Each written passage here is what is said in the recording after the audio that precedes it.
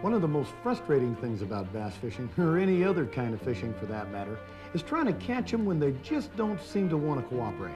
And you know, of all of the things that'll make bass uncooperative, cold fronts account for more fishless days than any other single thing. Now, what's a cold front, you ask? Well, to a fish, it's a drastic change in barometric pressure and a combination of other environmental changes that'll make life uncomfortable for a while. To fishermen, it usually means cold, cloudless, bluebird days when fishing gets really tough. During cold fronts, bass tend to either go deep where they get really negative, or you'll find them holding super tight to cover where they get really negative. Why cold fronts affect fish so radically, we don't totally understand, but one thing is for certain. Although cold front conditions may be tough, you can catch bass and sometimes even big bass. But you'll need to take along a good positive attitude and a few tricks tucked up your sleeves. Hi, I'm Babe Winkleman, and thanks for joining me on this very special fishing video where we're going to be discussing how to catch bass when the going gets really tough. Now, we get letters like this all the time from fishermen saying, what do we do under these conditions? So I promise, you're going to want to pay close attention to what you're about to see in this first segment, because you know what they say, when the going gets tough, the tough get going, and that's lesson number one when we're dealing with cold front bass. Watch this. You know, probably the worst enemy that any fisherman has got, no matter what species he wants to go after, is one of them dudes, a bad cold front. We're up here in the northern part of Minnesota in the upper Midwest, and we just had a bad one go through in the last couple of days here. Dumped a lot of rain. It must have dropped the temperature 20 degrees. And that weather pattern is going to have a dramatic effect on the mood of the fish, particularly the largemouth bass. So what we're going to show you today is, or try and show you at least, is a method of taking largemouth bass under cold front conditions. They're going to bury inside a heavy cover coontail clumps and kabamba clump. We're going to see if we can kind of dig them out of there with a jig and a minnow. Let's see what happens.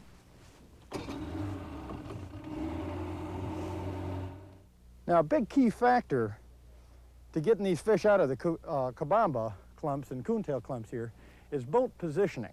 I'm holding my boat right in about 18, 19 foot of water, something like that. And I want to throw up just so I land right in the weeds itself.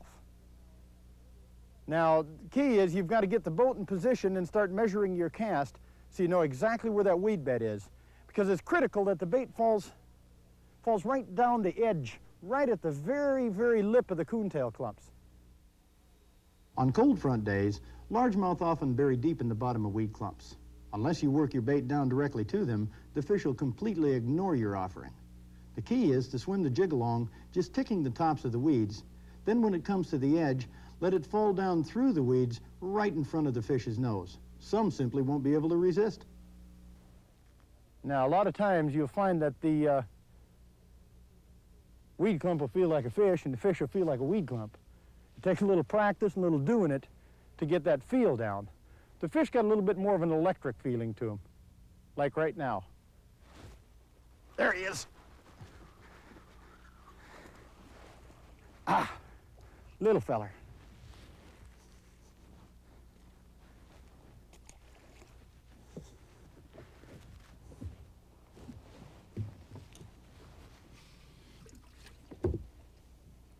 Now, to hook these puppies up, I'm just using about a 1/4 ounce fuzzy grub here.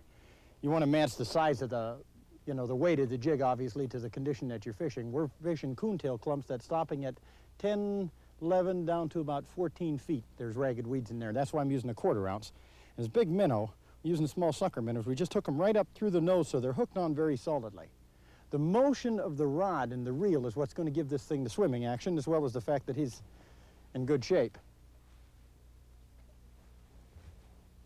Okay, let's see if there's mama home here. Now, normally you'll catch, in cold front conditions, you'll catch mostly little fish. But one thing I've noticed, and I really can't explain to you why it happens, but it's also possible on cold front conditions in kind of a fluke place, or maybe one here, one there, that you'll catch some real brutes. I mean, a big bass, 5, 6, 7 pound bass. And up in this part of the country, that's a trophy fish. Some of you hardcore bass fishermen might think it's a little bit weird to be using live bait on largemouth bass, and normally I like to use nothing but artificials on them as well, or most of the time at least. But in a cold front condition, that's a special condition. And the point is we want to catch fish and take the maximum advantage of the situation we can. We want to put the most odds possible in our favor. And that's simply going to take live bait. There's just no question about it. In a condition like this, in this cold front condition, they're going to be tucked right in those weed clumps, and that minnow comes swimming over, just popping right over the tops and ripping through the tops of those weeds and fluttering down like that, and you can even get a reluctant fish to come up and smack it. There he is. Oh! Oh, good one. This one's better. Maybe not. Nope. About the same as that other little feller. Nice little basser, though. He's the kind of brood stock that, are going to allow your kids and my kids and everybody's kids keep fishing bass. Got to be one of the most enjoyable fish there are to catch. Boy, they do like these jigging minnows. Now, you notice, though I'm afraid that we haven't caught any big fish yet. We could. The odds are against it, but sometimes, like I say, during a cold front condition, here that big devil will be. You can just pop it. Let me see. Positioning here is critically important. They're right off the exact tip of this point. They're right on the very tip of the point, and there's a coontail clump right on the edge of it. And that cast has got to go right to that school because they're holding tight. I'll bet you they're not in a spot any bigger than 10 foot in diameter. They're right on this spot. Well, I tell you what, we popped 3 of them here. No big fish, but some good fish. There's another clump over here, and I've caught big fish out of this spot before. Of course, this one's been good too, and that's what I say about cold front day. You never know where it's going to come from, if it's going to come, so you want to just keep moving and pounding that water looking for those fish. That's critical.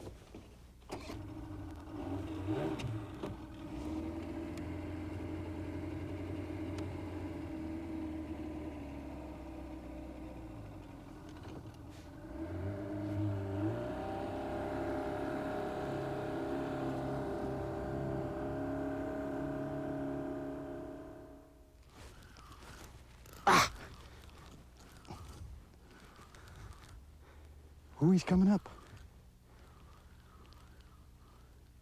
Where are you going? Boy, this is a good fish.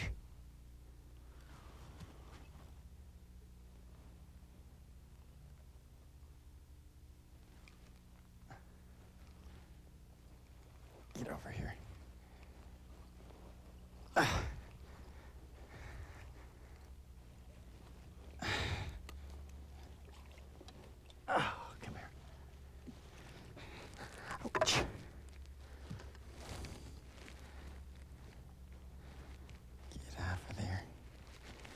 That's a good fish. Fat little fella.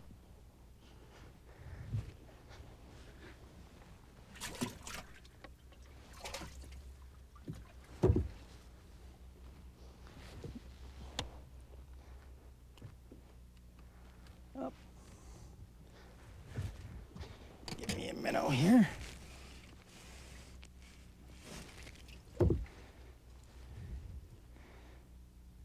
Hooked up right. That should be fine. If you're like most anglers, you fish whenever you can, not just when conditions are perfect. So it's important to learn to make the most of those days when cold fronts whistle through and the bass develop a case of lockjaw. But if you put it all together, you can still cash in on some good fishing. Oh! This is a big fish. This is the one I've been looking for today.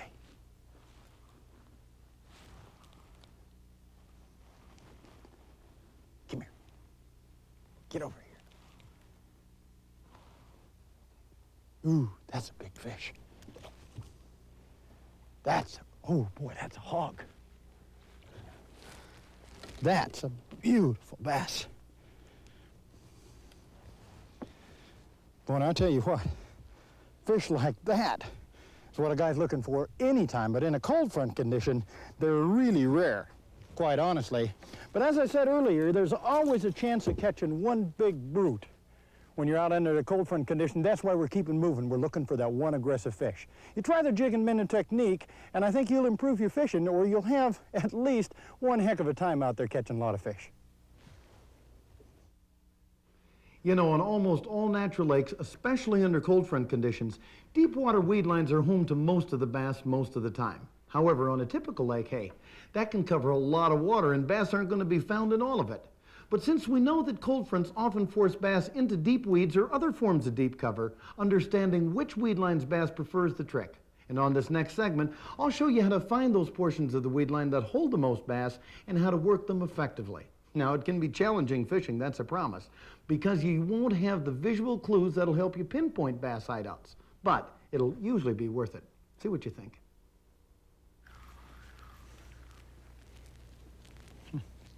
Here's what we're looking for. Deep water cabbage weed lines.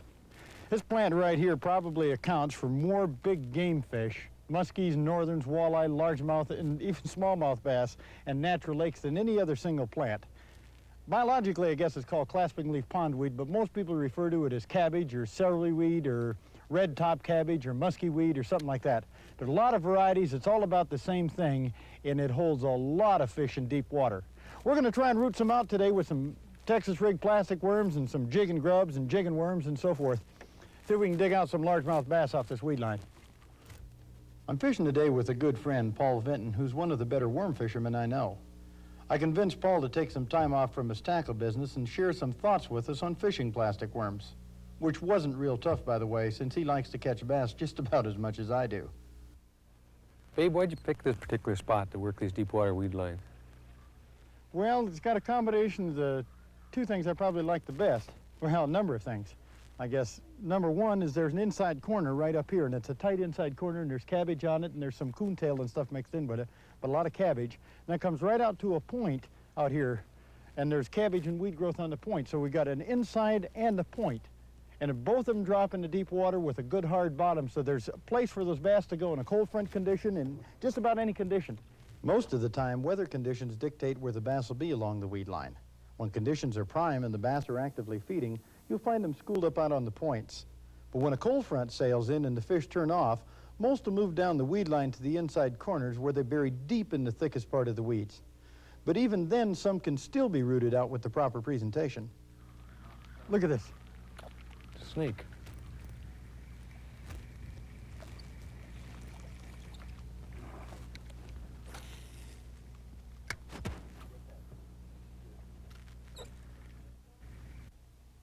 There you go. Good one, Paul. Ooh, There that's you a go. big fella. Nice looking fish. Need some help? You want me to net him? Yeah, why don't you? He just barely hooked. There we That's go. a good one. See, they're boiling up Little on top of climber. those minnows. Yeah, they are. Did you see that? Feeding right up on top. Give it another shot. There was more than one fish in there doing that. There were 3 or 4 of them running them. Nice looking little fish. Yeah, he's a good one. Deep water fish.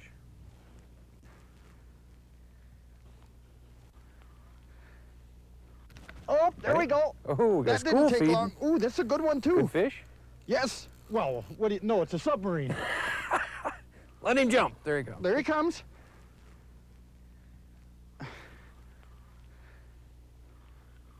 There he comes again. That's a good fish. Whew. Annette?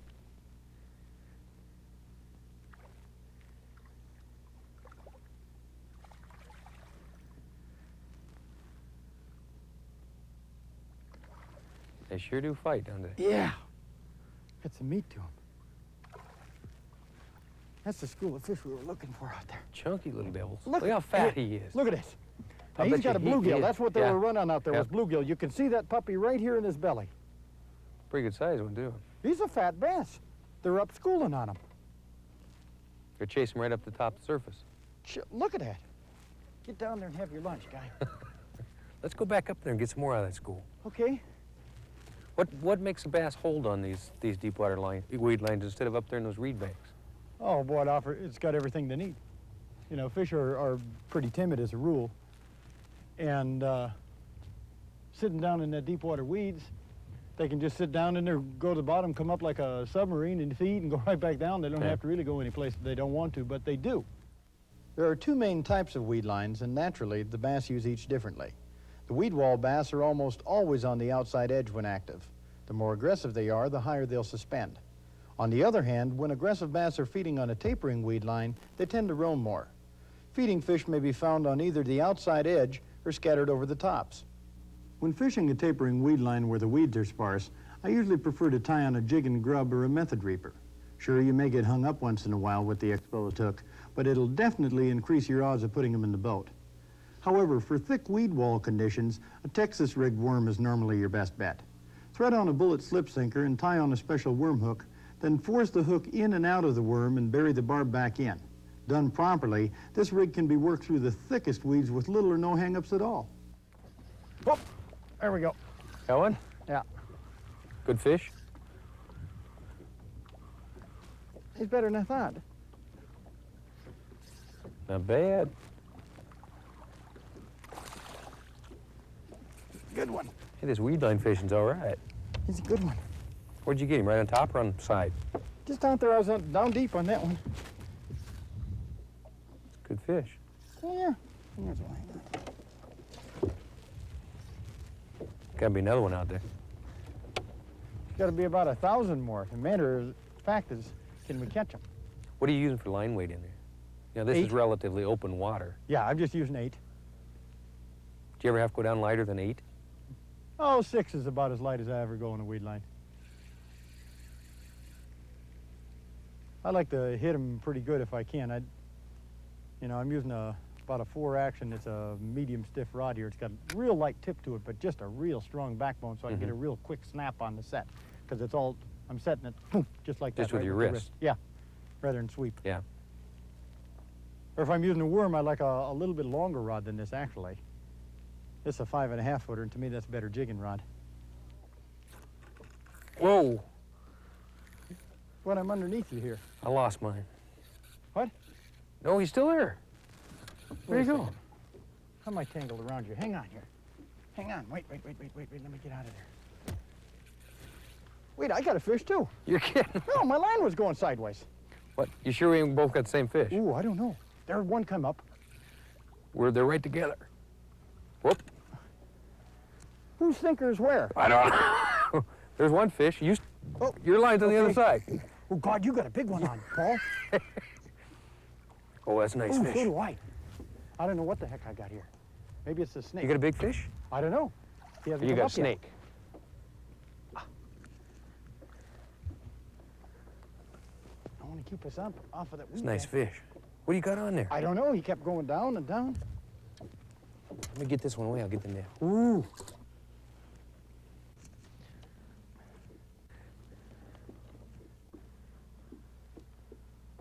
I'm going to back reel this one. This is what we've been waiting for all day. Oh, that's Look a at that big puppy. fish. Get him. Get him. Oh. Now that makes the day worth it. You said the big ones would be up pretty soon. Oh, yeah. But I always say the big ones are going to be up pretty soon. They generally aren't. Well, this time What's they that, are. 5.5, 6? 5.5? That's About a big 5.5. fish. That's a nice fish. Look at the throat on that puppy. You could stick a half a baseball down him. That's why they call them largemouth bass. Yes, sir. Fat fish. What a big. Where's that one you had? I put him in the live well. He's about 3 pounds. Oh, yeah? That seemed kind of anticlimactic there. We got a nice muscle in there. I was trying Boy, to that's net a your brute. big one.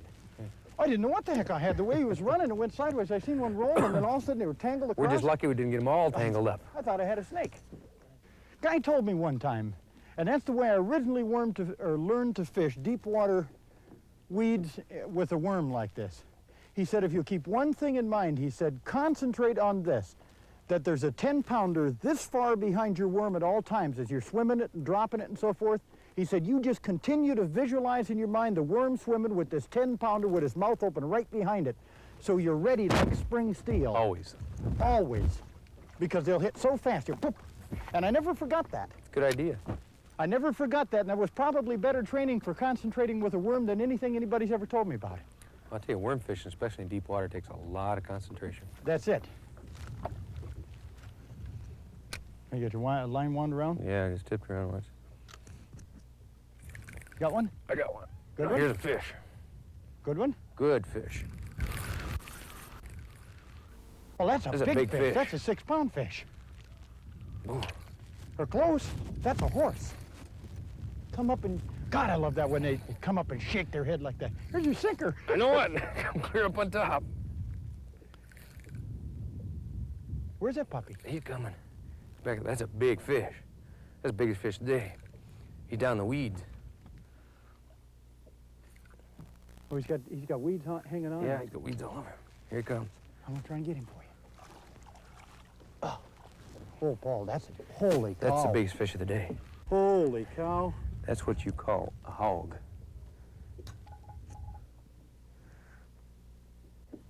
Go 6? I would guess. That is a good fish. That makes up for all kinds of things. Here, hold on a second. Let me check something. Had another good one. That one's deep. Oh, I tell you, look at that. No, there's quite a bit of difference. This one looked awful good, but boy, that one's That's a big deep. fish. That one's deep. I'll tell you something. The way this started out this morning, I didn't know what to think about this deep weed line fishing. We hit those 2 schools. It really changed things. Now, we all prefer to go fishing at times when the bass are literally jumping into the boat. But in this video, we're dealing with the real world. With everything else you've got to contend with, it's a darn shame weather's got to add to the problem. In fact, in some cases, an entire year of fishing can be affected by overall cold front patterns. How many moves through the area and the time spent between them is the determining factor. For example, when a season is plagued with long strings of cold fronts, bass rarely get a chance to settle down and get really active. And then on the other hand, long periods of stable weather with only infrequent cold fronts produce almost unbelievably good fishing. And that's why it's always to the fisherman's advantage to keep a good eye on the weather. Now, I hope we've proven that staying at home during cold fronts is not the answer. Don't write off the days when conditions aren't perfect, because more often than not, they won't be. Instead, remember what I always say, practice doesn't make perfect. Perfect practice makes perfect. Don't let the fish tell you you're out wasting your time, because they're usually a little biased, you know what I mean? And here's another tip that'll help you. Keep on studying.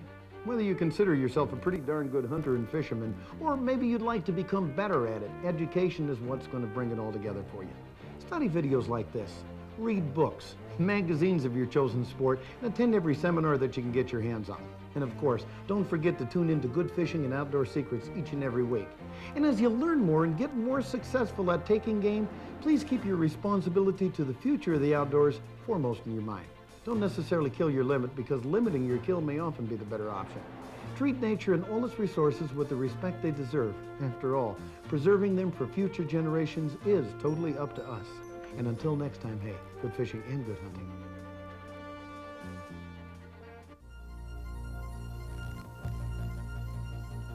Feel the excitement. It's the action-packed, information-filled world of Babe Winkleman, Hall of Fame angler and America's foremost fishing educator. Be a part of it with Babe's entertaining, educational books and videos and quality research team products and accessories. The secret's out. Babe's Fishing Secrets Educational Video Library is the hottest collection of fishing videos ever produced. Choose from 27 exciting fishing secrets titles, including 12 brand new releases this year. Getting any lately? Now you can learn to master the patterns of nature with expert tips from some of the most respected outdoorsmen in the world. Babe Winkleman Productions is proud to present this dynamic new collection of in-depth how-to hunting and fishing videos. If you're a serious sportsman, you'll want to check them out. See what you've been missing with Babe's Fisherman's Favorite polarized sunglasses. Available in gray or amber, large, medium, and clip-on styles. They're the finest fishing sunglasses money can buy. It's every tool a fisherman needs, right at your fingertips. Babe's Angler's Edge Toolkit is actually 10 fishing tools in all, including this unique 5-in-1 pliers that easily removes paint from jig eyes, just like that. They're the best guides on the water. Babe's critically acclaimed comprehensive guidebooks are must-reading for beginners and pro anglers alike. Considered the Bible of modern fishing technique, these volumes are guaranteed to make you a better fisherman. Don't miss the boat. Look for Babe's tapes, books, and research team products at leading tackle, sporting goods, video, and department stores everywhere. And feel the excitement in the action-packed world of Babe Winkleman Productions.